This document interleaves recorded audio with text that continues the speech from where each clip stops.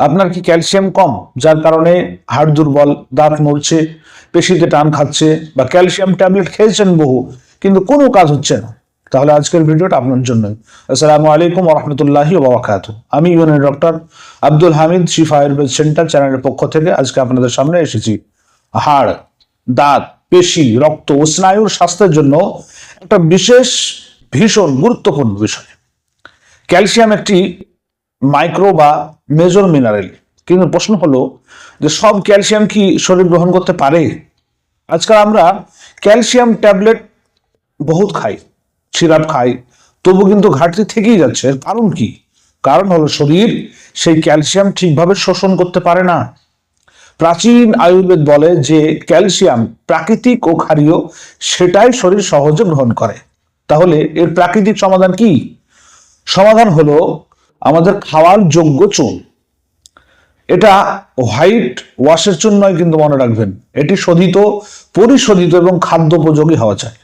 যে কোনো মুদির দোকান বা মুদিখানার দোকানে সহজে পাবেন আপনি, যা আপনাকে ক্যালসিয়াম ওয়াটার বানাতে হবে সেই চুন দিয়ে। তাহলে কিভাবে বানাবেন চলুন আপনাকে ধাপে ধাপে বুঝিয়ে দিই। আপনি একটি মাটির পাত্র নিলেন, সেখানে 1 লিটার বিশুদ্ধ পানি দিন।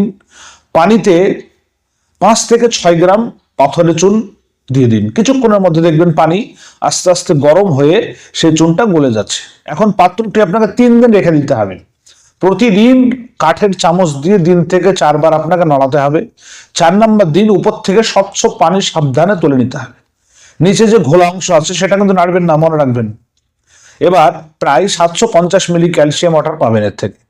এটি স্বচ্ছ কাচের বোতলে সংরক্ষণ করুন। এটাকে যদি আরো শক্তিশালী করতে চান তাহলে শীতকালে, গরমকালে নয়, মনে রাখবেন শীতকালে 750 মিলি পানিতে আধা গ্রাম খাঁটি জাফরান দিবেন এবং বোতলটি 1 দিন রোদে রেখে দিবেন।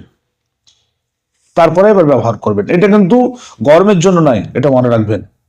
এবার খাওয়ার নিয়মটা আপনাদেরকে বলে দিই। যারা প্রাপ্তবয়স্ক, রাত্রে 1 চামচ ক্যালসিয়াম পানি 1 গ্লাস পানিতে মিশিয়ে দিন এবং সেটি পান করুন।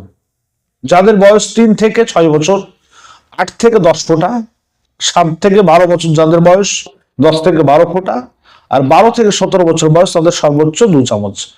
প্রতি 3 মাস পর 15 দিন আপনাকে বিরতি দিতে হবে। কি কি উপকার পাবেন বলি। নিয়মিত যদি সেবন করেন তাহলে লিভার স্বাভাবিকভাবে কাজ করবে, রক্ত শূন্যতা কমাতে সহায়তা করবে, ক্ষুধা মন্দা দূর করবে, পাচন তন্ত্র সক্রিয় করবে, শরীরে অতিরিক্ত যে অ্যাসিডিটি ভাব সেটা দূর করবে, রক্তের অ্যালকালাইন ভারসাম্য রক্ষা করবে এবং বিশেষ করে পুরুষদের যে শুক্রাণু হ্রাস পায় বা কমে যায় সেটাকে সহযোগিতা করবে। গুরুত্বপূর্ণ সতর্কবার্তা বলি, অতিরিক্ত সেবন করবেন না কিন্তু।